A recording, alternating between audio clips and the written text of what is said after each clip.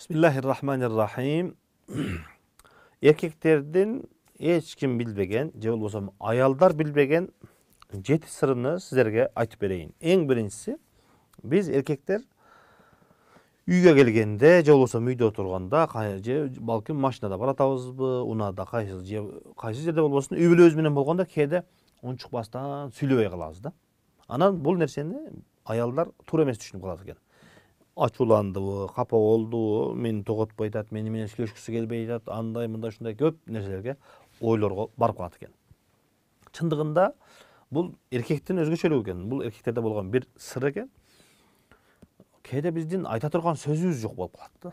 Айта турган сөзүбүз жок, ошондуктан унчукпай аялды угабыз, бала чаканын кыймыл аракетин, иш аракетин көрүп, ойлонуп отурган болуп калабыз. Анан кээде чындыгында сүйлөгүбүз келбей калат. Эшиктен чарчап келди, андай болуп келди, мындай болуп келди. Ошол сүйлөбөй калган убакта ошол эркек мени каалабай калды деген түшүнүктө эмес, балким эркектин табигый нерсеси экендигини билип алыңыздар. Кээде сүйлөбөй калган болсок, табигый нерсе бул. Бир аздан кийин кайрадан сүйлөп баштайт. Ошол сүйлөбөй калган убакта сизди көңүл бурбагандыктан, сизди тоготпогондуктан эмес, балким анын табигый өзүнүн табиятындагы бар нерсе. Экинчиси, сүйлөбөдүң деп аркасынан каттуу берилип сурак кыла бербеш керек деген мааниде бул. Андан кийинкиси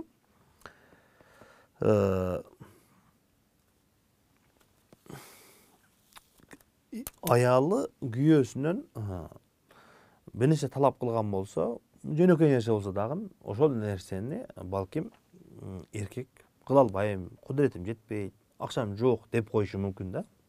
Анан аял мен кичинекей ушунча кызмат кылсам дагы, ушундай көп нерсени курбанчылык кылсам дагы, кичинекей нерсени талап кылсам дагы ошону аткарбады деп мени кадырлабады, мени сыйлабады, менин кызматымды, менин курбандыгымы сыйлабады деп ойлоп калат экен. Чындыгында андай эмес.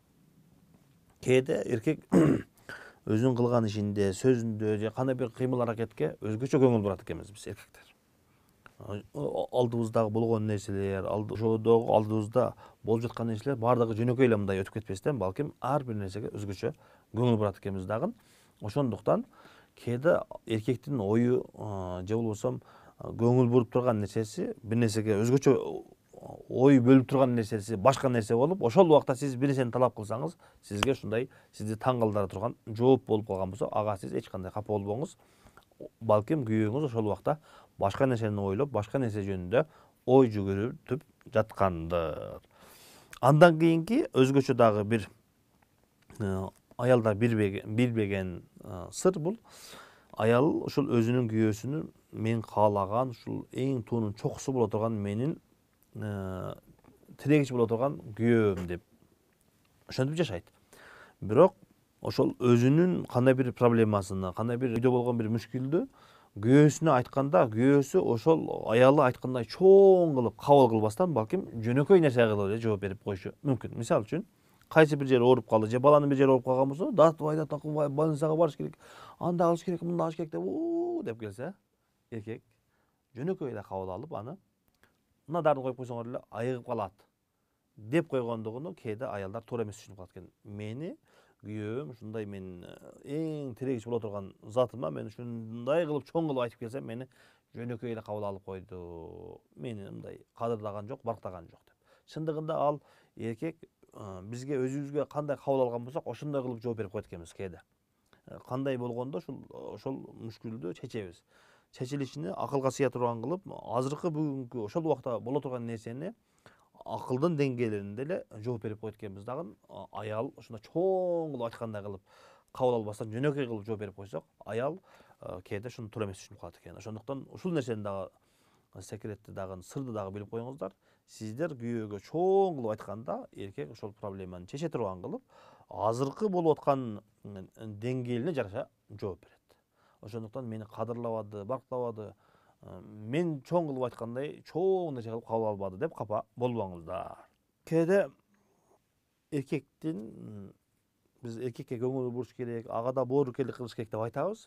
Кээде аялы ошондой боорукерлик кылып, аны сурап, ушундай кылып жатса, эркектен туура эмес жооп келип калат. Мындай катуу жооп келип калса, ошол нерсеге дагы капа болуп калат. Мен буга көңүл буруп жатсам, буга өзгөчө көңүл бурсам, буга ырайым мээрим төгүп жатсам, мага ушундай мамиле кылды деп калат да. Кээде чындыгында эркектер биз аялдан күткөн ушундай жакшы сөздү, жакшы мээримди күткөндө, аны ошол аны алсыздыгынан эмес, балким ошол эркекке ишенич катары, анын жоопкерчиликтүү экендиги, анын чоң адам экен катары берилишин каалайт экенбиз да. Бизде жаш бала катары, алсыз катары берилгендигин эмес, балким бул чоң адам, бул ишеничтүү адам, биз таянган адам деп берилиш керек экен.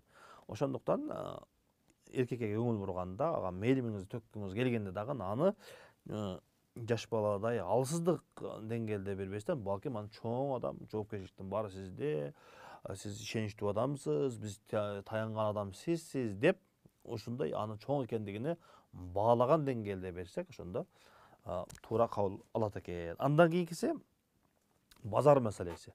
Аялдар базарга барса 1 саат, 2 саат, 3 саат, 5 саат кеңири жүрө берет.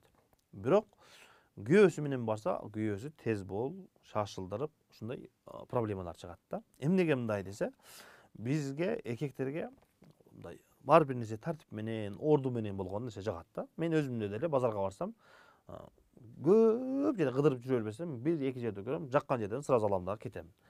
Буюм тайым алсам дагы, мөмө жемиш алсам дагы ар жерге барганды жактырбайм да. Бул эркектердин өзүнүн өзгөчөлүгү экен.